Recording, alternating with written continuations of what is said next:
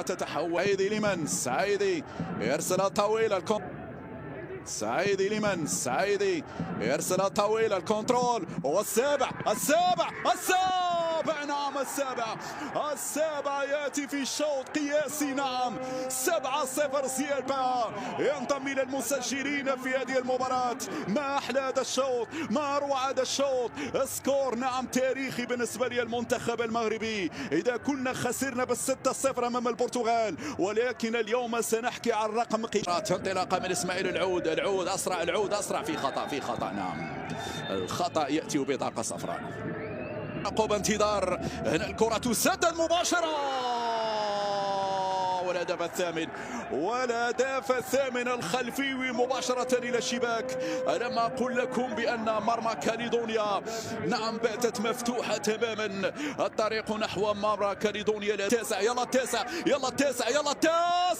لا بوحدي داخل منطقة الجزاء العرضية والهدف التاسع نعم سرعان ما يتم التدارك عن طريق زياد بها.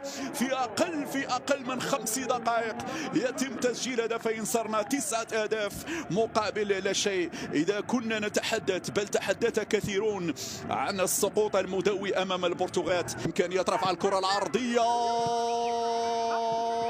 زياد والعاشر عن طريق اللاعب الحداني.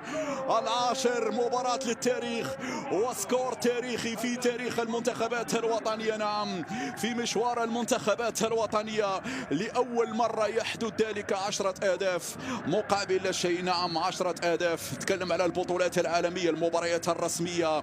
هكذا حمزة بوهدي خلفي ويلعب الكرة على الطرف الأيمن. يلا يا وسيم توقف سعيدي يتقدم والهدف 11 الهدف الحداني يظهر مرة أخرى.